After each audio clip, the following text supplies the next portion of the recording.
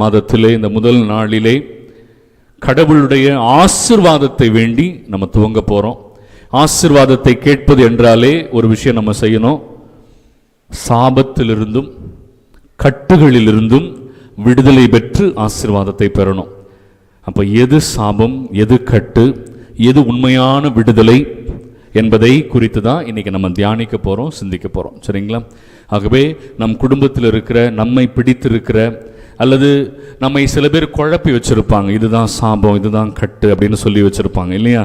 அதில் மிக தெளிவான கருத்துக்களை இறை வசனங்களிலிருந்து நாம் பெற்றுக்கொள்ளணும். உங்களுக்கு தெரியும், நான் பைபிளிலிருந்து வெளியில் எதையுமே சொல்ல மாட்டேன். பைபிளுக்குள்ளே இருக்கிற விஷயமா இருக்கும். கத்தோலிக்க திருச்சபையினுடைய சட்டத்திட்டங்களுக்கு உட்பட்டதாக இருக்கும்.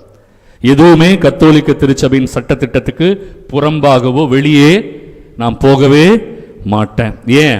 ஏன்னா அது எத்தனையோ லட்சக்கணக்கான புனிதர்கள் கட்டி காத்த ஒரு அற்புதமான பரிசுத்த திருச்சபையின் சட்டத்திட்டங்கள். ஆகவே அதை நம்ம மக்களுக்கு சரியாக சேர்க்காததுனால தான் இன்னைக்கு நிறைய பிரிவினை சபைகள். அது மட்டுமல்ல, நம்முடைய கத்தோலிக்கத்திற்குள்ளும் இருந்து கொண்டு இன்று பிரிவினை சபைகளை, அவர்கள் பின்பற்றுகிற தவறான காரியங்களை நம் மக்கள் மத்தியிலும் இன்று ஒரு சில தியான இல்லங்கள் வைத்து நடத்துகிறவர்கள் குழப்பிக் கொண்டிருக்கிறார்கள். ஆகவே அதையும் மக்களிடம் கொண்டு போய் சேர்க்க வேண்டும் என்பது மட்டுமே என்னுடைய ஆணித்தரமான நம்பிக்கை. 2. 3வது, நம்முடைய கத்தோலிக்க திருச்சபைக்குன்னு ஒரு பாரம்பரியம் இருக்கு. அந்த பாரம்பரியத்தை நம்ம விட்டு கொடுக்கவே முடியாது இல்லையா? ஏன்னா புனித அந்தோனியார் கட்டி காத்த பாரம்பரியம் இல்லையா? யாராவது அந்தோனியாரை விட பெரிய அறிவாளிங்க யாராவது ஒருத்தர் காட்டுங்க. நீங்க புனித பியோவை விட ஒரு பெரிய அறிவாளி யாராவது காட்டுங்க. பிரான்சிஸ் அசிசியாரை விட அறிவாளி எனக்கு தெரியல இல்லையா? ஆகவே அவர்கள் கட்டி காத்த இந்த கத்தோலிக்க திருச்சபையின் பாரம்பரியம், கத்தோலிக்க திருச்சபையின் சட்டத்திட்டங்கள், கத்தோலிக்க திருச்சபை நமக்கு கொடுத்திருக்கிற இறை வசனம் இல்லையா? இவைகளை மையமாக வைத்தே இந்த நாட்களில் அமையவிருக்கிற சிந்தனைகள், பாடல்கள் எல்லாம் அமையும். சரியா? சந்தோஷமா ஆரம்பிக்கலாமா? Okay, very good. ஒரு சிறிய பாடலோடு இந்த ஆண்டவரை போற்றுதலை நாம் தொடர்ந்து செய்வோம். கிறிஸ்துவுக்குள் வாழும் எனக்கு எப்போதும் வெற்றி உண்டு. ஆமென் சொல்லுங்களேன். நான் கேட்கல மாட்டேன், நீங்களா கையை உயர்த்தி சந்தோஷமா சத்தமா சொல்லணும். சத்தமா சொன்னீங்க, ஆனா சந்தோஷமா சொல்லல. மறுபடியும் சொல்லுங்க. இந்த மூஞ்சில சந்தோஷம் வருமா வராதா? ஒரு சந்தோஷமா வெற்றி உண்டுனா உங்க மூஞ்சி எப்படிங்க இருக்கணும்? வெற்றி உண்டு இல்லையா? சந்தோஷம் இருக்கணும் இல்லைங்களா? அந்த எக்ஸ்பிரஷன் நல்லா இருக்கணும். எல்லாம் மறுபடியும் ஒரு வாட்டி கையை உயர்த்தி ஆமேன்னு சொல்லுங்க. மகிழ்ச்சியா ஆமென். இந்த மூஞ்சிங்களாம் பாரு, வடிவேல் மாதிரியே இருக்குது. மறுபடியும் கையை உயர்த்தி ஆமென். கிறிஸ்துவுக்குள் வாழும் எனக்கு எப்போதும் வெற்றி உண்டு. அப்படின்னா மூஞ்சி எப்படி இருக்கணும்? தலையில இடி விழுந்த மாதிரி இருக்கக்கூடாது. மறுபடியும் கையை உயர்த்தி சந்தோஷமா சொல்லுங்க. Very good. ஏன் சொல்றேன்? பிரியமானவர்களே, இந்த உலகத்துல சாபக்கேடுகள், கட்டுகள், இன்னும் நிறைய தப்பான விஷயத்தெல்லாம் பிரச்சாரம் பண்ணிக்கிட்டு இருக்கிறாங்க பிரிவினை சபைகள். நமக்குள்ள இருக்கிறவங்க எதை தெரியுமா? பில்லி சூனியம், மந்திரம், தந்திரம். நமக்குள்ளேயே கத்தோலிக்க திருச்சபைக்குள்ள இருந்துகிட்டு பைபிளுக்கு விரோதமா பிரசங்கம் வச்சுக்கிட்டு இருக்கிறாங்க. என்ன பண்றது? தலையெழுத்து. ஆனா நான் பைபிள் இருக்கிறது தான் உங்களுக்கு சொல்ல போறேன் இல்லையா? நம்ம எல்லாரும் பார்த்து தெரிஞ்சுக்க போறோம். கத்தோலிக்க திருச்சபை என்ன சொல்லுதுன்னு தெரிஞ்சுக்க போறோம்.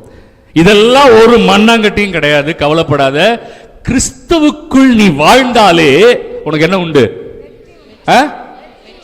நான் எதை பார்த்து பயப்படணும்? எதை பார்த்து பயப்படணும்? யாரை பார்த்து பயப்படணும்? திருப்பாடல் 56:4. அற்ப மனிதர்கள் எனக்கு எதிராக என்ன செய்ய முடியும்? அந்த வசனத்தை கேட்டீங்களா? உங்க மூஞ்சில ஏதாவது சந்தோஷம் வருதா? நான் மறுபடியும் சொல்றேன். அற்ப மனிதர்கள் எனக்கு எதிராக என்ன செய்ய முடியும்? ஆண்டவர் என் பக்கம் இருந்தால். இப்ப சொல்லுங்க. அற்ப மனிதர்கள், மறுபடியும் சொல்லுங்க. ஆண்டவர் எனக்காக இருந்தால். சொல்லுங்க.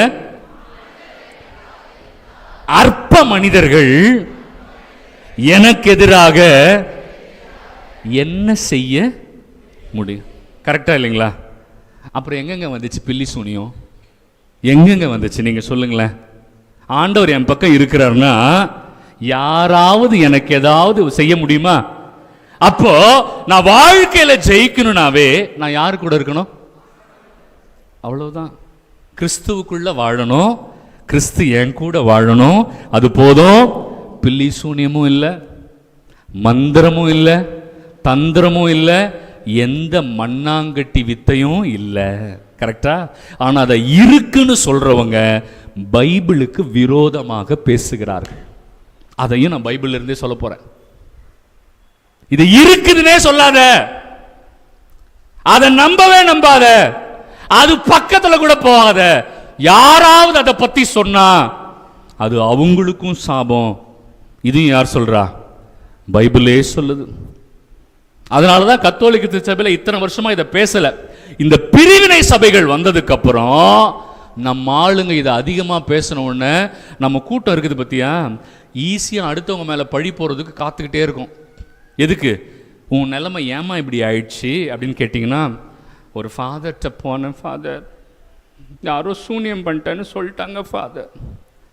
தான் மேலே இருக்கிற தப்பை ஒத்துக்காது. நீ ஏன் இப்படி இருக்கிறன்னா அதுக்கு என்ன சொல்லாது? யாரோ பண்ண சூனியத்தினால தான் நான் இப்படி இருக்கிறேன். ஆனால் பைபிள் அதை ஒத்துக்கவே ஒத்துக்காது. நீ ஏன் இப்படி இருக்கிற தெரியுமா? அது உன்னால தான் சொல்லும் பைபிள். நீ ஏன் இப்படி இருக்கிற, அதுக்கு காரணம் யாரு? நீ தான் அப்படின்னு சொல்லும் பைபிள். இது நமக்கு வலிக்கும், இது நம்மளால ஏத்துக்க முடியாது இல்லையா? ஓனிங் த ரெஸ்பான்சிபிலிட்டி நமக்கு அது வராது. எவன் மேலேயாவது பழிய போட்டா ஜாலியா இருப்போம். என்ன பழி? அவன் மந்திரம் பண்ணதுனால தான் ஃபாதர் என் குடும்பம் இப்படி ஆயிடுச்சு அப்படின்னா ஜாலி. அந்த ஃபாதரை பிடிக்கும், ரொம்ப பிடிச்சிக்கோ. ஆனா பைபிளுக்கு விரோதமா செய்யற, பைபிள் அதை ஒத்துக்காது. நீ இந்த நிலைமைக்கு இருக்கிறதுக்கு காரணம் யாரு சொல்லுங்க? வாயை திறந்து சொல்லுங்க, சத்தமா சொல்லுங்க, மகிழ்ச்சியா சொல்லுங்க. நீ இந்த நிலைமைக்கு இருக்கிறதுக்கு காரணம் யாரு? நான் தான். இதை தான் ஆண்டவர் எதிர்பார்க்கிறார் இல்லையா? அதை பத்தி நான் பைபிள்ல விலாவரியா சொல்ல போறேன். அப்ப கிறிஸ்துவுக்குள் வாழும் எனக்கு எப்போதும் வெற்றி உண்டு. ஹல்லேலூயா. சந்தோஷமா? பத்தல, மகிழ்ச்சியா பாடணும். ஓகே? கிறிஸ்துவுக்குள் வாழும் எனக்கு.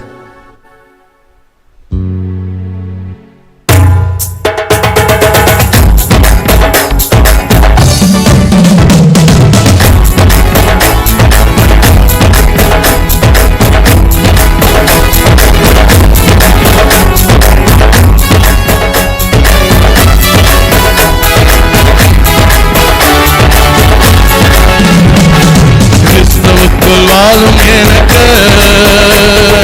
எப்போதும் வெற்றி உண்டு.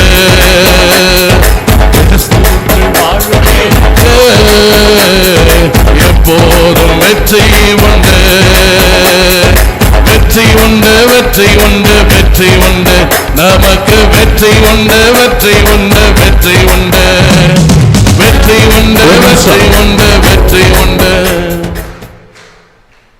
அப்படியே இறங்கி பெரம்பு எடுத்து அப்படியே நல்லா சாத்தலமா ஒரு கிறிஸ்துவுக்குள் வாழும் எனக்கு எப்போதும் வெற்றி உண்டுன்னா எவ்வளவு உற்சாகம் இருக்கணுங்க, எவ்வளவு உற்சாகம் இருக்கணும்.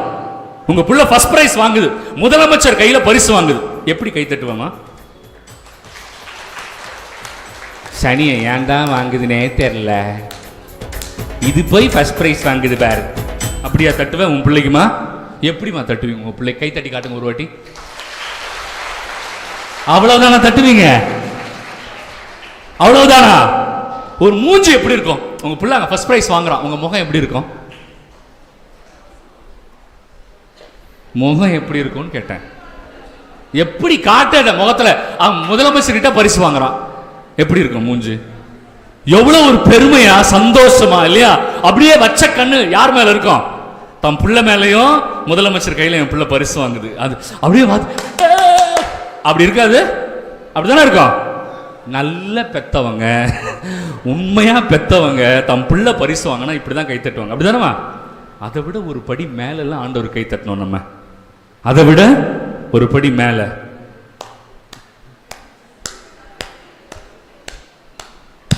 பெரம்பு எடுத்து அடிக்கணும்னு தோணாது நமக்கு?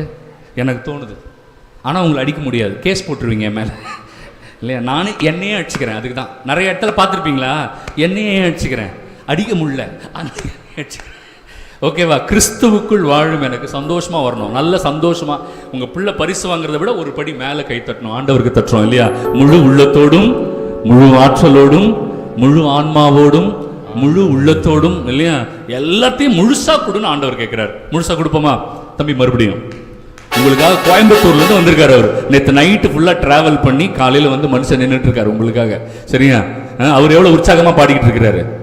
நைட்டு தூங்காம கஷ்டப்பட்டு வந்துட்டு உற்சாகமா பாடுறாரு. நீங்க எப்படி பாடுறீங்க? கைகளை தட்டி உற்சாகமா.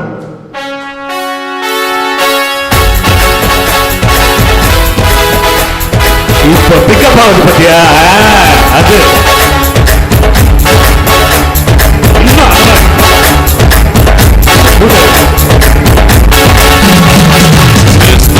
வாழும் எனக்கு எப்போதும் வெற்றி. கை வலிக்க போகுது, கை வலிக்க போகுது. வாழும் எனக்கு எப்போதும் வெற்றி உண்டு. பேசுமா? வெற்றி உண்டு, வெற்றி உண்டு, நமக்கு வெற்றி உண்டு, வெற்றி உண்டு, வெற்றி உண்டு, வெற்றி உண்டு, வெற்றி உண்டு, வெற்றி உண்டு, நமக்கு வெற்றி உண்டு, வெற்றி உண்டு, வெற்றி உண்டு. வாழும் எனக்கு எப்போதும் வெற்றி உண்டு.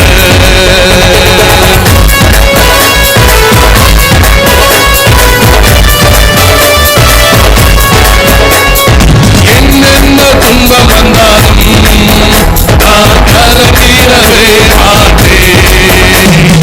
என்னென்ன துன்பம் வந்தாலும் நான் கலங்கிடவே மாட்டேன். யார் என்ன சொன்னாலும் வாய் திறந்து பாடி, யார் என்ன சொன்னாலும் நான் சோர்ந்து போக மாட்டேன், நான் சோர்ந்து போக மாட்டேன். கிறிஸ்துவுக்குள் வாழும் எனக்கு எப்போதும் வெற்றி உண்டு. கிறிஸ்துவுக்குள் வாழும் எனக்கு எப்போதும் வெற்றி உண்டு.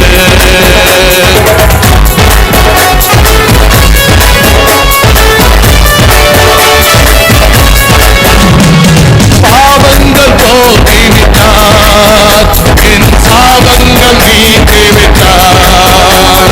பாவங்கள் போக்கிவிட்டார், என் சாபங்கள் நீக்கிவிட்டார். இயேசுவின் அருமகனா, இயேசுவின் அருமகனா, நான் சுகமானேன், சுகமானேன், நான் சுகமானேன், சுகமானேன். கிறிஸ்துவுக்குள் வாழும் எனக்கு எப்போதும் வெற்றி. கிறிஸ்துவுக்குள் வாழும் எனக்கு எப்போதும் வெற்றி உண்டு. சாத்தானின் அதிகாரம் எல்லாம் என் நேசர் பறித்துக் கொண்டார். சாத்தானின் அதிகாரம் எல்லாம் என் நேசர் பறித்துக் கொண்டார். சிலுவையில் அறைந்து விட்டார், சிலுவையில் அறைந்து விட்டார். இயேசு காலாலே மீதித்து விட்டார், இயேசு காலாலே மீதித்து விட்டார். கிறிஸ்துவுக்குள் வாழும் எனக்கு எப்போதும் வெற்றி உண்டு. கிறிஸ்துவுக்குள் வாழும் எனக்கு எப்போதும் வெற்றி உண்டு. கரங்களை உயர்த்தி தட்டி வெற்றி உண்டு, வெற்றி உண்டு, வெற்றி உண்டு, நமக்கு வெற்றி உண்டு, வெற்றி உண்டு, வெற்றி உண்டு. நல்லபடி வெற்றி உண்டு, வெற்றி உண்டு, வெற்றி உண்டு, நமக்கு வெற்றி உண்டு, வெற்றி உண்டு, வெற்றி உண்டு, வெற்றி உண்டு, வெற்றி உண்டு, வெற்றி உண்டு, நமக்கு வெற்றி உண்டு, வெற்றி உண்டு, வெற்றி உண்டு. கண்களை மூடி இதயத்துல கை வச்சு, எல்லாரும் இதயத்துல கை வைங்க. கண்களை மூடிக்கொள்ளுங்கள். யாரும் கண்ணை திறந்து பார்க்க வேண்டாம், கண்களை மூடிக்கோங்க. ஆண்டவர்கிட்ட பேசுவோமா? இந்த நாளுக்காக பேசுவோமா? நன்றி ஆண்டவரேன்னு பேசுங்க. எல்லாரும் மனசுக்குள்ள நன்றியோடு துதிங்க ஆண்டவரை. பிலிப்பியர் 4வது அதிகாரம் 6வது வசனம் இதை சொல்லுகிறது. நீங்கள் எப்பொழுது ஜெபித்தாலும் நீங்கள் நன்றியோடு உங்கள் ஜெபத்தை துவங்குங்கள். எப்ப ஜெபிச்சாலும் உங்க ஜெபத்தை நன்றியோடு துவங்குங்கள். நன்றி கெட்டத்தனமா இருக்கக்கூடாது. கண்களை மூடுங்கம்மா, கண்களை மூடுங்க. கண்களை மூடுனீங்கன்னா எந்த விதமான டிஸ்ட்ராக்ஷன் வராது. பராக்குகளுக்கு இடம் கொடுக்க தேவையில்லை. நன்றி மட்டும் சொல்லுங்க. திருப்பாடல் 103 சொல்கிறது இல்லையா, ஆண்டவர் செய்த கனிவான செயல்களை மறவாதே மகனே மகளே. ஆண்டவர் செய்த கனிவான செயல்கள் எல்லாம் மறக்காத. அந்த கனிவான செயல்களை சொல்லி சொல்லி நன்றி சொல்லு. தாவீது ராஜா மாதிரி நன்றி சொல்லுங்க. அப்பா, நீங்க இதை எனக்கு செஞ்சீங்களே, நன்றிப்பா. அன்னைக்கு நான் நோயுற்று படுத்திருந்த பொழுது என்னை தொட்டு ஆசீர்வதிச்சீங்களே, நன்றியப்பான்னு சொல்லுங்க. நான் வேதனையில் இருந்த பொழுது எனக்கு திடீர்னு ஒரு ஆறுதலை கொடுத்தீங்களே, நன்றியப்பா. என்னால இது முடியாதுன்னு நான் நினைச்சுக்கிட்டு இருந்தப்போ அதை சாத்தியப்படுத்தி கொடுத்தீங்களே, நன்றியப்பான்னு சொல்லுங்க. என் வாழ்க்கை அவ்வளவுதான், முடிஞ்சிருச்சு. என் பிள்ளைங்க வாழ்க்கை முடிஞ்சிருச்சு. நான் என்ன செய்ய போறேன்னு தெரியல அப்படின்னு இருந்த பொழுது ஆண்டவர் வந்து என் பிள்ளைகளை காத்து கொண்டார், என் வாழ்க்கையை மாற்றினார். நன்றி சொல்லுங்க, ஆண்டவருக்கு நன்றி சொல்லுங்க. எப்ப ஜெபிச்சாலும் நன்றி, நன்றி.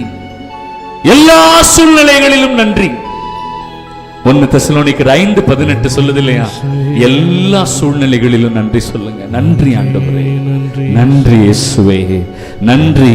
நன்றி சொல்வதே விடுதலை. பிரியமானவர்களே, நோய்களிலிருந்து, கேடுகளிலிருந்து, கட்டுகளிலிருந்து, சாபங்களிலிருந்து, இந்த உலகம் சொல்லிக் கொண்டிருக்கிற எல்லா மாய வித்தைகளிலிருந்து, ஏமாற்று காரியங்களிலிருந்து ஆண்டவர் நிச்சயமான விடுதலை, நிச்சயமான ஆசீர்வாதத்தை கொடுக்க காத்திருக்கிறார். நற்கருணையை விட மேலான ஆசீர்வாதம் இந்த உலகத்துல என்ன இருக்க முடியும் பிரியமானவர்களே? இந்த நற்கருணை ஆண்டவர் ஆலயத்துல நம்ம எல்லாரும் ஒன்று கூடி, ஆண்டவரே எங்களுக்கு இன்னைக்கு விடுதலை கொடுங்கப்பான்னு கேட்க போறோம். எங்க கட்டுகளிலிருந்து எனக்கு விடுதலை கொடுங்கப்பா. நான் வீட்டுக்கு போகும்போது விடுதலை பெற்ற மகனாக மகளாக நான் போகணும் அப்படின்னு சொல்லி கேளுங்க. நன்றி, நன்றி இயேசுவே. உங்க பிள்ளைகளை கொஞ்சம் நினைச்சு பாருங்க. உங்க பிள்ளைகளுடைய பெயர்களை சொல்லுங்க. உங்க பிள்ளைகளுடைய பெயர்களை சொல்லி, ஆண்டவரே இந்த மகனை, இந்த மகளை நான் ஒப்பு கொடுக்கிறேன்னு சொல்லுங்க. உங்க கணவனுடைய பெயரை சொல்லி சொல்லுங்க, அப்பா என் கணவனை நான் ஒப்பு கொடுக்கிறேன்னு சொல்லுங்க. உங்களுடைய மனைவியின் பெயரை சொல்லி சொல்லுங்க, ஆண்டவரே என் மனைவியை நான் ஒப்பு கொடுக்கிறேன்னு சொல்லுங்க. உங்க குடும்பத்துல போராட்டங்கள் இருக்கிறதா, அந்த போராட்டங்களை எல்லாம் சொல்லுங்க. சொல்லி ஒப்பு கொடுக்கிறேன் ஆண்டவரேன்னு சொல்லுங்க. அப்பா உம் கரங்களில் நான் ஒப்பு கொடுக்கிறேன். ஆண்டவர் கையில போயிருச்சுன்னா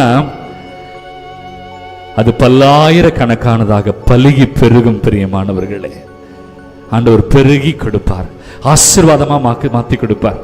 அது நம்ம கையில வச்சிருக்கிற வரைக்கும் அது 5 அப்பம் 2 மீனா தான் இருக்கும். அது ஆண்டவர் கைக்கு போனா மட்டும்தான் ஆசீர்வாதம். ஆண்டவர் கைக்குள்ள போனா மட்டும்தான் அது பலுகி பெருகும். அது வரைக்கும் அது பலுகாது, பெருகாது. ஆண்டவர் இன்னைக்கு எல்லா தொல்லைகளையும் நீக்கி போட போகிறார், எல்லா கஷ்டங்களையும் நீக்குகிறார். ஆனா ஆண்டவர் எதிர்பார்க்கிற என்ன காரியம்னு நம்ம ஆண்டவர்கிட்ட கேட்க போறோம். நன்றி இயேசுவே, நன்றி இயேசுவே, நன்றி, நன்றி, நன்றி. எல்லாரும் வாயை திறந்து சொல்லுங்க, இயேசுவே நன்றி, இயேசுவே நன்றி, இயேசுவே நன்றி. கரங்களை 2 கரங்களையும் உயர்த்தி சொல்லுங்க, இயேசுவே நன்றி, இயேசுவே நன்றி, இயேசுவே நன்றி. நன்றி தகப்பனே. உங்க சொந்த வார்த்தைகளை நன்றி சொல்லுங்க பாப்போம். நன்றி இயேசுவே, நன்றி சொல்லுங்க. உங்க சொந்த வார்த்தைகள்ல சொல்லுங்க, வாயை திறந்து நன்றி சொல்லுங்க. மனசுக்குள்ள எதுவும் இல்ல இருக்க வேண்டாம், சத்தமா சொல்லுங்க பாப்போம். வாயை திறந்து சத்தமா. ஜெபிக்க தெரியாதவங்க கூட இயேசுவேன்னு சொல்லலாம் இல்லையா? ஜெபிக்க தெரியாதவங்க கூட இயேசுவே நன்றின்னு சொல்லுங்க. உங்களால வாயை திறக்க முடியலன்னா சாத்தான் உள்ள இருக்கிறான்னு அர்த்தம். உங்களால வாயை திறந்து சத்தமா ஜெபிக்க முடியலன்னா சாத்தான் உங்களை ஜெபிக்க விட மாட்டேங்கிறான்னு அர்த்தம். அந்த 10 தொழுநோயாளிகள்ல ஒரே ஒருத்த மட்டும் தான் திரும்பி வந்தான். அவன் எப்படி தெரியுமா திரும்பி வந்தான்? சத்தமா நன்றி சொன்னான் ஆண்டவருக்கு, நன்றின்னு சொன்னான். ஆண்டவர் கேட்டாரு, மத்த 9 பேர் எங்க? ஆண்டவருக்கு நன்றி செலுத்த ஒரு பிற இனத்தவனை தவிர மற்ற 9 நன்றி கெட்டவர்கள் எங்க? ஆண்டவர் கேட்டார். வாயை திறங்க. இன்னும் நிறைய பேர் வாயை திறக்கவே இல்லை, வாயை திறக்கல. பிரியமானவர்களே, சாத்தான் இருந்தா மட்டும்தான் வாயை திறக்க விட மாட்டான். சாத்தான் எதிர்த்து போராடுங்க. நன்றி இயேசுவேன்னு சொல்லுங்க, இயேசுவேன்னு சொல்லுங்க. வாயை திறங்க. அது ஒரு பெரிய ஜெபம். இயேசுவேனா என்ன அர்த்தம் தெரியுமா? என்னை விடுவித்தருளும் ஆண்டவரேன்னு அர்த்தம். என்னை விடுவித்தருளும், என்னை காத்தருளும் ஆண்டவரே அர்த்தம். வாயை திறந்து இயேசுவேன்னு சொல்லுங்க. இயேசுவே, இயேசுவே. வாயை திறந்து இயேசுவே, நன்றி நன்றி, இயேசுவேன்னு சொல்லுங்க. இயேசுவே. இன்னும் சில ஜென்மங்கள் வாயை திறக்கல, இயேசுவேன்னு சொல்லுங்க. இயேசுவே, இயேசுவே, இயேசுவே. நன்றி இயேசுவே, நன்றி இயேசுவே, நன்றி இயேசுவே, நன்றி இயேசுவே. ஒரு நன்றி பாடல் பாடி ஆண்டவரை ஆராதித்த பிறகு ஆண்டவர் கொடுக்கிற செய்திக்காக நம்ம போக போறோம் இல்லையா? கரைகளை தட்டி நம்ம அந்த நன்றி பாடல் பாடி ஆண்டவரை ஆராதிப்போம்.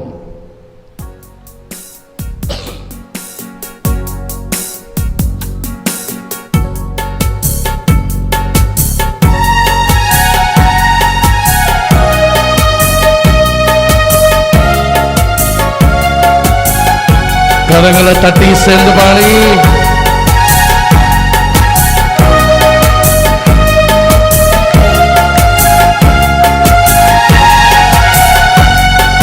நன்றி என்று சொல்லுகிறோம் நாதா, நாவாலே துதிக்கிறோம் நாதா, உமக்கு நன்றி என்று சொல்லுகிறோம் நாதா, நாவாலே துதிக்கிறோம் நாதா.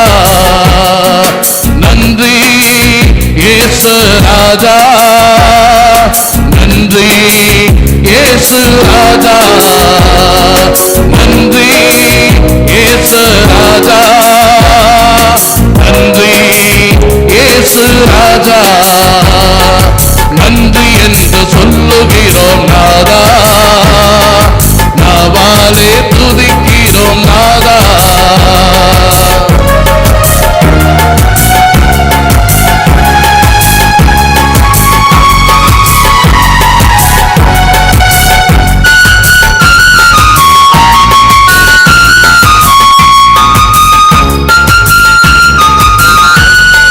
கடந்த நாட்கள் காத்தீரே நன்றி ராஜா, புதிய நாளை தந்தீரே நன்றி ராஜா. கடந்த நாட்கள் காத்தீரே நன்றி ராஜா, புதிய நாளை தந்தீரே நன்றி ராஜா.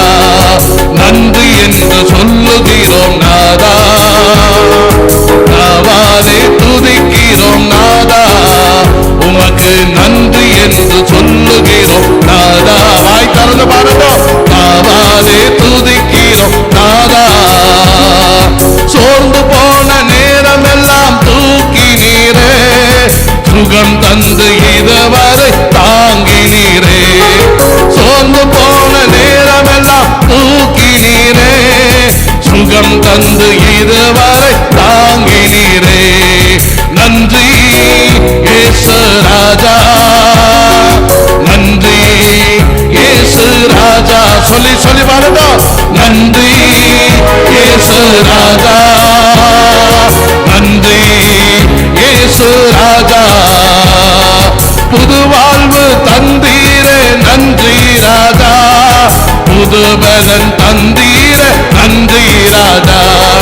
புது வாழ்வு தந்தீரே நன்றி ராஜா, புது பலன் தந்தீரே நன்றி ராஜா.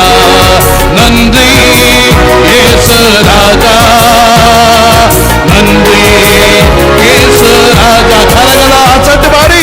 நன்றி இயேசு ராஜா, நன்றி இயேசு ராஜா. கரங்கள உயர்த்தி நன்றி நன்றி நன்றி நன்றி இயேசுவே, நன்றி நன்றி நன்றி நன்றி இயேசுவே, நன்றி நன்றி நன்றி நன்றி இயேசுவே, நன்றி நன்றி நன்றி நன்றி இயேசுவே, நன்றி நன்றி நன்றி நன்றி இயேசுவே.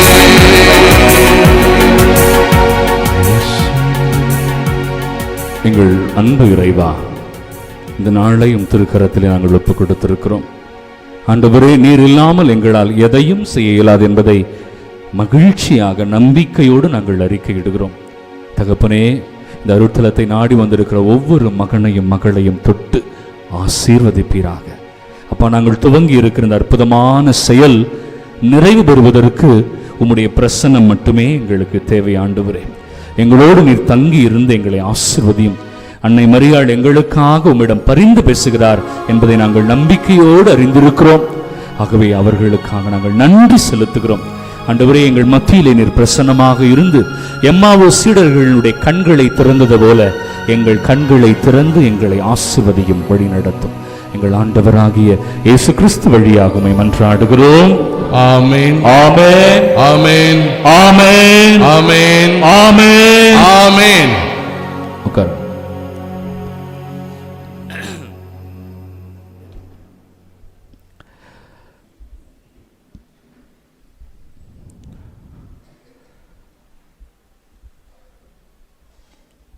அன்பானவர்களே, நான் துவக்கத்தில் முன்னுரையில் சொன்னது போல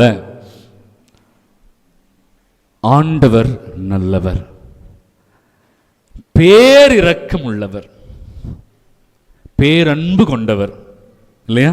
ஆண்டவர் நல்லவர், பேரிரக்கம் கொண்டவர், பேரன்பு கொண்டவர். தன்னுடைய பிள்ளைகளுக்கு ஆண்டவர் துளியாவது தீங்கு நினைப்பாரா? கேள்விதான் கேட்கிறேன். ஆண்டவர் தன்னுடைய பிள்ளைகளுக்கு துளியாவது தீங்கு நினைப்பாரா? என்னங்க? நினைக்கவே மாட்டார். இல்லையா? ஆண்டவர் எப்பொழுதுமே தன் பிள்ளைகளை கைவிடுவாரா?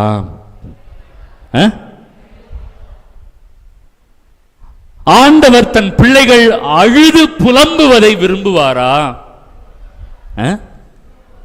தைரியமா சொல்லுங்க. இல்லையா?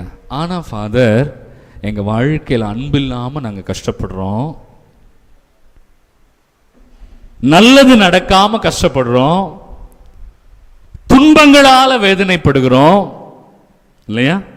கடன் தொல்லைகள், சாபக்கேடுகளால இன்னும் இன்னும் தொல்லைகள் அதிகரித்து கொண்டே இருக்கிறது. என்ன காரணம்? ஆண்டவர் கைவிட மாட்டாரே, ஆண்டவர் பேரிரக்கம் உள்ளவராச்சே, பேரன்பு கொண்டவராச்சே, தன் பிள்ளைகள் வேதனைப்படுவதை அவர் விரும்பவே மாட்டாரே. ஏன் ஃபாதர் என் வாழ்க்கையில் இதெல்லாம் நடக்குது? நான் ஏன் இதெல்லாம் அனுபவிக்கிறேன்? சில நேரம் நான் கோயிலுன்னு கிடப்பேன் ஃபாதர், ஆனாலும் ஏன் எனக்கு இதெல்லாம் நடக்குது? கேட்டிருக்கிறீங்களா அந்த கேள்வியா? கேட்டிருக்கிறீங்களா? என்னம்மா மண்டையே ஆட மாட்டேங்குது? கேட்டிருக்கிறீங்களா? கேட்டது இல்லையா? எல்லாரும் கேட்டிருக்கிறோம், எல்லாருமே கேட்டிருக்கிறோம். ஆனால் நம்ம என்ன கேட்க தவறினோம் தெரியுமா? நம்ம என்ன கேட்க தவறினோம் தெரியுமா? ஆண்டவரே, ஏன் ஆண்டவரே இதெல்லாம் நடக்குதுன்னு கேட்டதுக்கு பதிலா, ஏன் ஆண்டவரே இதையெல்லாம் நானே என் தலையில் போட்டுக்கிட்டேன். கை தட்டுங்களா ஒரு வாட்டி, நல்லா சந்தோஷமா தட்டுங்க. கை தட்டுமா? நம்ம ஆண்டவர்கிட்ட என்ன கேட்டிருக்கணும்? ஏன் ஆண்டவரே இதையெல்லாம் நான் என் தலையில் போட்டுக்கிட்டேன். நம்ம ஊரில் ஒரு வார்த்தை இருக்கு, பழமொழி இருக்குல்ல, என் தலையில் நானே மண்ணவாரி. குழந்தைங்க புழுதியில் விளையாடும் போது நீங்கள் பார்த்துருக்கலாம் இல்லைங்களா? அப்படி கையில் மண் எடுக்கும், போட்டுக்கும் இல்லை, குழந்தை அப்படி மண் எடுக்கும் போட்டுக்கும். அந்த குழந்தைக்கு என்ன தெரியாது? மண் அது தலையில் போட்டுக்க கூடாதுன்னு தெரியும். சில குழந்தைங்க என்ன பண்ணும்? மண்ணை தின்னும், மண்ணு சாப்பிடும். சில குழந்தைங்கள அப்படி எடுத்து வாயில் போட்டு, அவங்க அம்மா வந்து வாயில் என்ன போட்டிருக்க காட்டு அப்படின்னா கொட்டவே கொட்டது. அப்படியே வாயை கஷ்டப்பட்டு திறந்து உள்ள பார்த்தா அவ்வளோ மண் இருக்கும் இல்லையா? என்ன பண்ணுவாங்க? அந்த மண்ணை துப்பு துப்பு, அறிவு கட்டவிட, அறிவு கட்ட குழந்தைய இல்லை, இருந்தாலும் ஒரே ஆச்சு. சில குழந்தைங்க பார்த்துருப்பீங்க, ரப்பர்லாம் தின்னும், பார்த்துருக்குறீங்களா? இந்த பேக்கில் பின்னாடி ரெக்ஸினுக்கு பின்னாடி ஒரு சின்ன ரப்பர் ஒட்டியிருக்கும், இதை பிச்சு பிச்சு சில குழந்தைங்க தின்னு இருக்கும். கவனிச்சிருக்கிறீங்களா? சில பெருசுங்க சின்னதாக இருக்கும்போது தின்னு இருக்குங்க. கரெக்டா? செருப்பு, ரப்பர் செருப்புலாம் தின்னுவாங்க, அது சவைக்கிறதுக்கு நல்லாயிருக்கும். சாப்பிட்டதில்ல? சிலதுங்க பேப்பர் தின்னும், பேப்பர் தின்னு பார்த்துருக்குறீங்களா? குழந்தைங்க ஏன் குழந்தைங்க அந்த மண்ணை தின்னுது, பேப்பர் தின்னுது, தலையில் மண்ணை வாரி போட்டுக்குது அப்படின்னா, அது கேடு என்று அந்த குழந்தைக்கு, அது கேடு என்று அந்த குழந்தைக்கு தெரியாது. அதனால அந்த குழந்தை மண்ணை என்ன பண்ணுது? தலையில் போட்டுக்குது. ரப்பர் தின்னுது, பேப்பர் தின்னுது இல்லையா? அப்புறம் தான் நம்ம சொல்கிறோம், ஐயோ இதெல்லாம் சாப்பிட்டா இன்ஃபெக்ஷன் ஆகிடும், இப்போ அப்படிலாம் நம்ம சொல்கிறோம். கரெக்டா? அதே மாதிரி தான் நம்ம வாழ்க்கையில் நிறைய நேரம் இது கேடு என்று தெரியாமலேயே குழந்தைகள் போல நம் தலையில் நாமே மண்ணவாரி, வாய் வருதா பத்தியா, நம் தலையில நாமே மண்ணவாரி போட்டுக்கிறோம். சரி, என்ன பண்ணலாம் ஃபாதர்? ரொம்ப சிம்பிள். ஒரு குழந்தை சின்ன வயசுல இதை செய்த அதே குழந்தை ஒரு 5வது படிக்குது, 6வது படிக்குது, எது சரி எது தப்புன்னு தெரியும். அந்த குழந்தைக்கு ட்ரெஸ்ஸில் ஒரு சின்ன அழுக்குப்பட்டாலும் பிடிக்காது. அந்த குழந்தை தான் சின்ன வயசில் எப்படி இருந்திருக்கும், மண்ணு தின்னு இருக்கும். ஆனால் கொஞ்சம் வளர்ந்ததுக்கப்புறம் ட்ரெஸ்ஸில் அழுக்குப்பட்டா பிடிக்காது. அதுவும் பொம்பளை குழந்தைங்களாம் சின்ன வயசு 5வது 6வது படிக்கிறதுலாம் பாருங்களேன், ஹேர் ஸ்டைல் கரெக்டாக வாரணும். தலையை அவங்க அம்மா கிட்ட தலையை கொடுத்துட்டு பாருங்க, மம்மி எனக்கு இந்த மாதிரி தான் தலையை வாரி விடணும், இல்லையா? வேறு மாதிரி தலையை வாரினீங்கன்னா அவங்க அம்மாவோட உயிர் அன்னைக்கு போயிடும். பார்த்துருக்குறீங்களா எவ்வளோ கரெக்டாக குழந்தைங்க மாறுது பாருங்கள். சின்ன வயசில் தெரியாதுன்னு நினச்சோம். ஒரு குழந்தை சின்ன பையன் இருக்கிறான், அவனுக்கு 2 வயசில் நம்ம தான் தலைவாரி விட்டுருப்போம். அப்போ அவனுக்கு அதுதான் ரொம்ப பிடிச்ச ஸ்டைலாக இருக்கும், இல்லை? 2 வயசில் நம்ம தலைவாரி விட்டு தான் நம்ம பிள்ளைக்கு பிடிச்ச ஸ்டைல். அவன் 5வது 6வது போனதுக்கப்புறம் நீங்கள் தலையில் கை வைங்க பார்க்கலாம், நீங்கள் தலையை வாரி விடுங்க பார்க்கலாம். அவன் என்ன சொல்லுவான் உங்களை பார்த்து, உன் வேலையை பார்த்துக்கிட்டு போ, எனக்கு தலைவார எனக்கு தெரியும், நீயும் வாரியே, எண்ணெயை போட்டு வழித்து இந்த பக்கம் சீவி விட்டு இந்த இதில் வடு எடுத்து இவ்வளோ அக்கிரமம் பண்ணுறிய நியாயமா அப்படின்னு பையன் கேட்பான். அவனுக்கு என்ன தெரியுது, எது சரி எது தப்பு, எது நல்லது எது கெட்டதுன்னு தெரிஞ்சதுக்கப்புறம் எந்த குழந்தையும் மண்ணை தூக்கி தலையில் போடாது, எந்த குழந்தையும் மண்ணை சாப்பிடாது. பிரியமானவர்களே, ஏன் என் வாழ்க்கையில் இவ்வளவு போராட்டம் என்றால், இது சரி இது தவறு என்பது பற்றிய புரிதல் அறிவு இல்லை, அல்லது புரிதல் அறிவு குறைவாக இருக்கிறது. எது சரி எது தப்புன்னு அறிவு இல்லை. இந்த உலகம் இந்த அறிவை மறைத்து விடுகிறது. நம்மை சுற்றி இருக்கிறவர்கள் எது சரி எது தவறு என்பதை மறைத்து விடுகிறார்கள். அதனாலதான் பவுல் ரொம்ப தெளிவா சொன்னார், பிலிப்பியர் 3:8 சொன்னார், கிறிஸ்து இயேசுவை பற்றிய அறிவை தவிர, எப்படி? கிறிஸ்து இயேசுவை பற்றிய அறிவை தவிர மற்ற எல்லாமே, சத்தமா சொல்லியிருக்க வேணாமா, மற்ற எல்லாமே, கிறிஸ்து இயேசுவை பற்றிய அறிவை தவிர மற்ற அனைத்துமே, சத்தம் பத்தலங்க, மற்ற அனைத்துமே, நீ வேணா மைக் எடுத்து சொல்லுமா, இங்கேருந்து குப்பை, இந்த ஊரில் கூவுவாங்கல்ல, அந்த குப்பை குப்பைன்னா எனக்கு எப்படி கேட்கும், சத்தமாக சொல்லுங்கன்னு தான் சொன்னேன். கிறிஸ்து இயேசுவை பற்றிய அறிவை தவிர மற்ற அனைத்துமே, சொல்லுங்கடா, மற்ற அனைத்துமே குப்பை குப்பை. அப்ப இந்த அறிவை பெற்றால்தான் எது எனக்கு சாபத்தை கொடுக்கிறது, எது எனக்கு அழிவை கொடுக்கிறது, எது என் சந்தோஷத்தை கெடுக்குதுன்னு எனக்கு தெரியும். கிறிஸ்து இயேசுவை பற்றிய அறிவு இல்லாத வரைக்கும், நீங்கள் முதல்ல கேட்டீங்களே, ஏன் ஃபாதர் என் வாழ்க்கையில் கஷ்டம், ஏன் என் வாழ்க்கையில் துன்பம், ஏன் என் வாழ்க்கையில் கண்ணீர், ஏன் என் வாழ்க்கையில் போராட்டம், இது இருந்துக்கிட்டு தான் இருக்கும். அடுத்த கேள்வி, ஃபாதர் நான் ஒரு கூட்டத்துக்கு போனேன், என்ன ஒரு அம்மா கேட்ட கேள்வி, நான் ஒரு ஜப கூட்டத்துக்கு போனேன், அந்த ஜப கூட்டத்தில் சொன்னாங்க, தலைமுறை சாபம் உன்னை இந்த கதியில் விட்டுருச்சு. என்ன சாபம்? தலைமுறை சாபம்.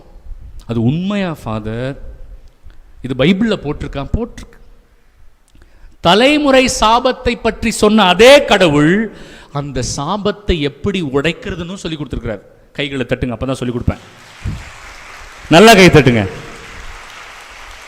அப்பா அம்மா செய்த பாவம் பிள்ளைங்க தலைமையில விழுந்துருச்சா அப்படின்னு கேட்போம். அது இருக்குதுன்னு பைபிளில் போட்டிருக்கே? இல்லை. அதே ஆண்டவர் சொல்றாரு, அப்படி சாபம் இருந்தாலும் அந்த சாபத்தை நிவர்த்தி செய்வதற்கு ஒரு வழி இருக்கு, அந்த சாபத்தை உடைப்பதற்கு ஒரு வழி இருக்கு. அப்போ அந்த அம்மா கிட்ட சொன்ன, அம்மா நீ ஜப கூட்டத்துக்கெல்லாம் ஓட வேண்டாம், நீ ஜப கூட்டத்துக்கெல்லாம் ஓட வேண்டாம், நான் ஒரு சில டெக்னிக் சொல்லி கொடுக்குறேம்மா.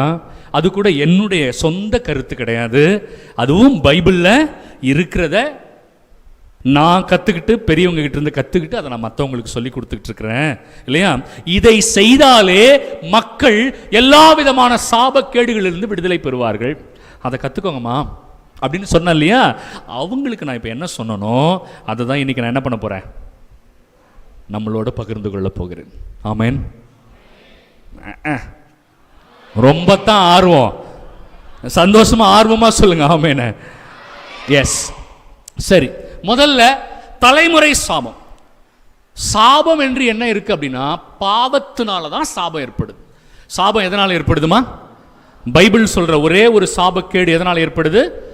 பாவத்தினால தான் சாபம். வேறு எதனாலையும் சாபம் கிடையாது. ஆனா பைபிள்ல சொல்லப்பட்டிருக்கிற சாபக்கேடுகள் இன்னும் என்னெல்லாம் இருக்கு அப்படின்னா, உலகத்தினால் சாபம், சாத்தானால் சாபம், தலைமுறை சாபம். எப்படி? எதெல்லாம் சாபம்? உலகத்தால் சாபம், சாத்தானால் சாபம், தலைமுறை சாபம். ஆண்டவர் முதல்ல எதை உடைக்கிறார்னா, தலைமுறை சாபத்தை பத்தி இனி கவலைப்படாதீங்க அப்படின்னு ஆண்டவர் உடைக்கிறார். அதனால முதல்ல அந்த தெளிவு வேணும். அப்பதான் சாபத்திலிருந்து விடுதலை பெற்ற பிறகு என்னெல்லாம் நமக்கு கிடைக்கும் நான் சொல்லி கொடுக்கிறேன். சரியா? முதல்ல தலைமுறை சாபத்தை எங்க ஆண்டவர் உடைக்கிறார் எடுத்துக்கோங்க. எசேக்கியேல் 18வது அதிகாரம் 1-4 வசனங்கள். இதுக்கு முன்னாடி தலைமுறை சாபம் எங்க ஃபாதர் சொல்லியிருக்கிறாங்கன்னா, விடுதலை பயணம் 34:7வது வசனத்துல சொல்லியிருக்கிறாங்க. சரியா? 34:7வது வசனத்துல தலைமுறை சாபத்தை பத்தி ஆண்டவர் சொல்லியிருக்கிறாரு. 4 தலைமுறை சபிக்கப்படும் சொல்லியிருக்கிறாங்க. ஆனா அந்த தலைமுறை சாபத்தை உடைப்பதற்கு ஆண்டவரே வழியையும் சொல்லுகிறார். கைத்தட்டி ஆண்டவருக்கு ஒரு வாட்டி நன்றி சொல்லிடுங்க, அப்புறம் வாசிப்போம். எடுத்துட்டீங்களா? எசேக்கியேல் 18:1-4. யாராவது ஒருத்தர் எந்திரிச்சு தெளிவா அழகா சத்தமா, ஆண்டவருடைய வாக்கு எனக்கு அருளப்பட்டது. கவனிக்கிறீங்களா? கவனிக்காதவங்க மட்டும் ஆமென் சொல்லுங்க. மண்டமலே போடுறேன் பாரு. கவனிக்காதவங்க மட்டும் ஆமென் சொல்லுவோம். ரொம்ப அவசர அவசரமா ஆமென். Very good. கவனிக்கிறவங்க மட்டும் ஆமென் சொல்லுங்க. இப்போ வெரி குட். அம்மா இப்ப நீ சத்தமா வாசிமா, எல்லாரும் கவனிக்கணும். புளித்த திராட்சை பழங்களை பெற்றோர் தின்ன பிள்ளைகளுடைய பல் கூசுகிறதாம். இது ஒரு பழமொழி. பழம் சாப்பிட்டது யாரு? அப்பா அம்மா. அதுவும் என்ன பழம் சாப்பிட்டதுங்க? அப்பா அம்மா புளிச்ச திராட்சை பழத்தை சாப்பிட்டுச்சுங்க. பல்லு யாருக்கு கூசுது? இது நியாயமானு கேட்போம்ல ஆண்டவர்கிட்ட. ஆண்டவரே, அந்த படுபாவிங்க பண்ண தப்புக்கு நான் ஆண்டவரே அனுபவிக்கணும்? பெற்றோர்கள் தின்ன புளிப்பு திராட்சை பழத்திற்கு பிள்ளைகள் பல் கூச வேண்டுமா? இது ஒரு பழமொழி. அது ஆண்டவரே அழகா சொல்றாரு பாருங்க. வாசிங்கம்மா. நீ என்னத்த சத்தமா வாசிக்கிறம்மா? கொஞ்சம் சத்தமா வாசிமா. சண்டை போடும்போது இப்போ உங்க வீட்டுக்காரர்கிட்ட உங்க நாத்தனாரை பத்தி பேசுறீங்க, சத்தமா வாசி. இப்பதான் சவுண்ட் வெளில வருது, இன்னும் பத்தல.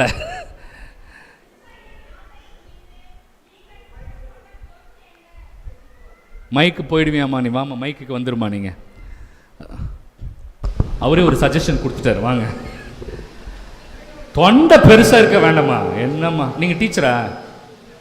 இல்ல, டீச்சர்னா தொண்டை அப்படி இருக்கணும். ஒரு அம்மா எழுந்திச்சிட்டாங்க அதுக்குள்ளேயும். சரி, அடுத்தது நீங்கம்மா வாசிங்க. இஸ்ரேல் நாட்டை குறித்து நீங்கள் வழங்குவதன் பொருள் என்ன? சரி, ஃபர்ஸ்ட்ல இருந்து வாசிங்க. ஆண்டவரின் வாக்கு எனக்கு அருளப்பட்டது. புளித்த திராட்சை பழங்களை பெற்றோர் தின்ன பிள்ளைகளின் பல் கூசிராம் என்னும் பழமொழியை இஸ்ரேல் நாட்டை குறித்து நீங்கள் வழங்குவதன் பொருள் என்ன? நீங்க சொல்றீங்க இல்லையா, தலைமுறை சாபம். பெத்தவங்க புளித்த பழத்தை சாப்பிட்டாங்க, ஆனா பிள்ளைங்களுக்கு பல் கூசுது. எவனோ பழம் தின்னதுக்கு நான் ஏன் ஆண்டவரே தண்டிக்கப்படணும்ன்ற ஒரு கேள்வி இருக்குல்ல, அதுக்கு ஆண்டவரே பதில் சொல்றார். வாசிங்கம்மா. என்மேல் ஆணை என்கிறார் தலைவராகிய ஆண்டவர். ஆண்டவர் சும்மா சொல்லல பிரியமானவர்களே, நீங்க இப்போ கைத்தட்டி நன்றி சொல்லிடணும். என்மேல் ஆணை ஆண்டவர் சொல்றார். இனிமே அந்த பழைய தலைமுறை சாபத்தை குறித்து நீங்கள் கவலைப்பட வேண்டாம். இனிமே நீங்க அந்த பழைய தலைமுறை சாபத்தை குறித்து கவலைப்படாதீங்க. என்மேல் ஆணை என்கிறார் ஆண்டவர். ஆண்டவர் பாருங்க, அவர் மேலேயே சத்தியம் பண்ணிக்கிறார். வாசிமா. இப்பழமொழி இஸ்ரவேலில் உங்களிடையே வழங்கப்படாது. இனிமேல் இஸ்ரவேல் மக்களே, இந்த பழமொழி உங்களிடையே வழங்கப்பட மாட்டாது. இனிமே இந்த பழமொழி செல்லாது. இனிமே தலைமுறை சாபம் கிடையாது. ஆமென் சொல்லிடுங்க. இன்னைக்கு நீங்க வீட்டுக்கு போகும்போது தெளிவா போகணும். இனிமே யாராவது வந்து ரீல் விட்டாங்கன்னா நம்பாதீங்க. தலைமுறை சாபம் இனிமே உங்கிட்ட செல்லாது. ஓகேவா? மகிழ்ச்சியா இருக்குது எங்கேயாவது மூஞ்சி எவ்வளவு நல்ல செய்தி சொல்லியிருக்கிறேன். சந்தோஷமா கைத்தட்டி ஆண்டவருக்கு நன்றி சொல்லுங்க. இனிமே மூதாதையர்கள் செய்த பாவம் எனக்கு செல்லாது. வாசிமா. உயிர் அனைத்தும் எனக்கே சொந்தம். பெற்றோரின் உயிர் என்னுடையது, பிள்ளைகளின் உயிரும் என்னுடையது. பாவம் செய்யும் உயிரே சாகும். எவன் பாவம் செய்யறானோ அவனுக்குத்தான் தண்டனை ஒழிய இல்லம்மா இருமா இன்னொரு வசனம் வாசிக்கணும். எவனோ ஒருத்தன் பாவம் செய்வான், அதை இன்னொருத்தர் தலை மேல நானும் போடவே மாட்டேன். இது ஒரு மகிழ்ச்சியான செய்தியா இல்லையா? நிறைய நேரம் நமக்கு இதை சொல்லியிருக்கிறாங்க. தலைமுறை சாபம் வந்துடும், நீ நாசமா போயிடுவ, யாரோ செஞ்ச சாபம் பாவம் உன் தலை மேல விழுந்துருச்சு, உங்க முன்னோர்கள் எல்லாம் அந்த தெய்வத்தை கும்பிட்டாங்க, அது பண்ணாங்க, இது தவறான பாவம்லாம் செஞ்சாங்க, அதுதாங்க என் குடும்பத்தில் விழுந்து இப்படி ஆயிடுச்சு அப்படின்னு சில பேர் சொல்லுவாங்க. ஆண்டவர் சொல்றாரு, அப்படிலாம் நான் கணக்கு கேட்க மாட்டேன். எவன் பாவம் செய்கிறானோ அவனை மட்டும்தான் நான் கணக்கு கேட்பேன். நான் எப்படி அவங்க பிள்ளைங்களை தண்டிப்பேன்? ஆண்டவர் பேரிரக்கம் உள்ளவர், ஆண்டவர் பேரன்பு கொண்டவர். யாரோ தின்ன புளிச்ச திராட்சை பழத்திற்கு பிள்ளைகளின் பல்லை ஆண்டவர் கூச விட மாட்டார். ஓகேவா? அடுத்தது 19-20 வசனங்கள் வாசிங்க, அதே அதிகாரம். ஆயினும் தந்தையின் குற்றத்தை மகன் ஏன் சுமக்க கூடாது? தந்தையின் குற்றத்தை பிள்ளை மேல ஏன் சுமத்த கூடாது அப்படின்னு கேக்குறாங்க கேள்விங்க என்று நீங்கள் கேட்கலாம்.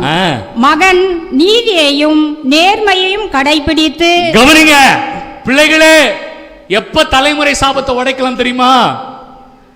மறுபடியும் வாசிமா. ஆயினும் தந்தையின் குற்றத்தை மகன் ஏன் சுமக்க கூடாது என்று நீங்கள் கேட்கலாம். மகன் நீதியையும் நேர்மையையும்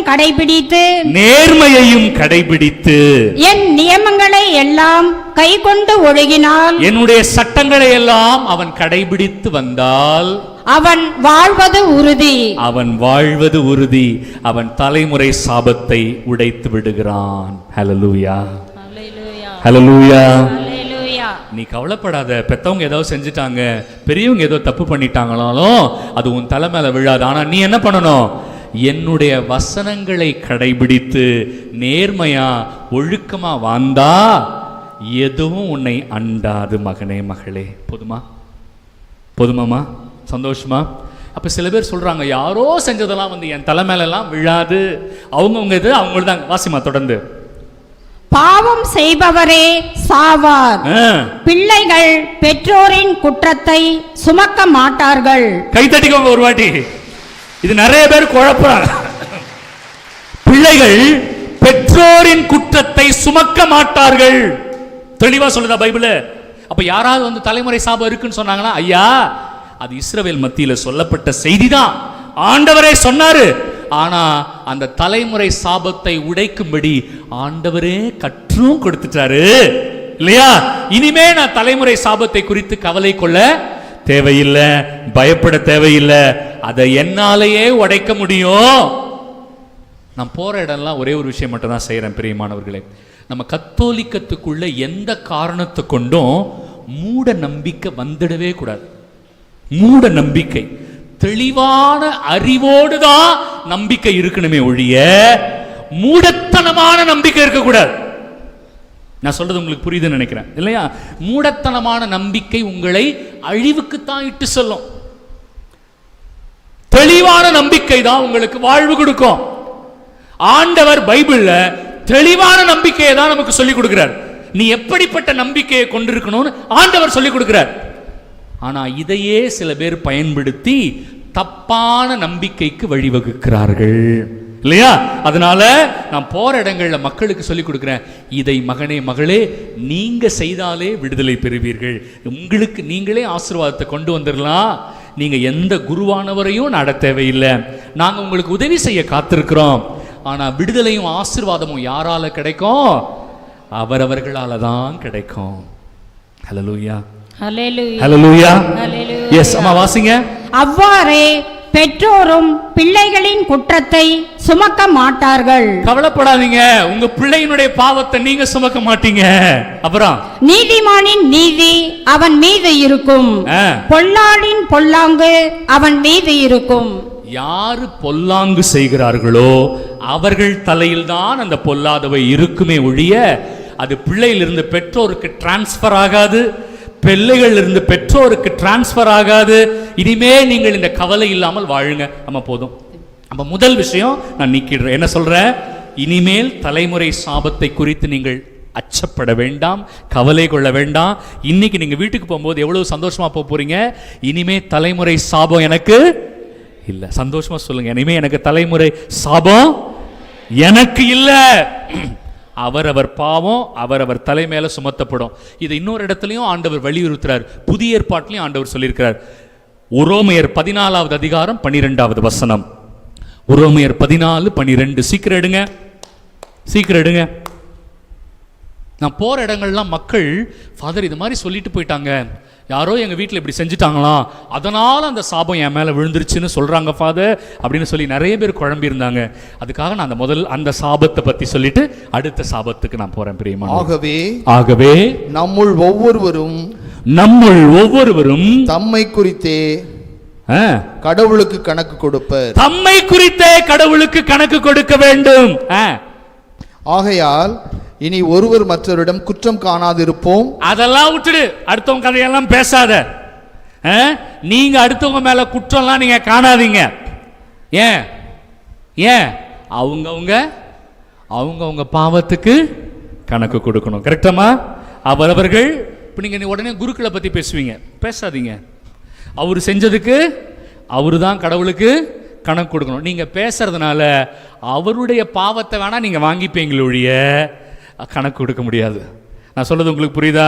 என்னை பத்தி பேசுனீங்கன்னா என் பாவம் உங்களுக்கு கொஞ்சம் எக்ஸ்ட்ராவா வந்துடும், அவ்வளவுதான். தேவையா? தேவைன்னா பேசு, சரியா? தேவைன்னா பேசிக்கோ. என்னை பத்தி என் குற்றத்துக்கு நான் கணக்கு கொடுக்கணும், உங்க குற்றத்துக்கு நீங்க கணக்கு கொடுக்கணும். அவரவருடைய குற்றத்திற்கு கணக்கு கொடுக்க வேண்டும். இனிமேல் தலைமுறை சாபத்தை ஆண்டவர் ஒழித்து விட்டார். ஹல்லேலூயா.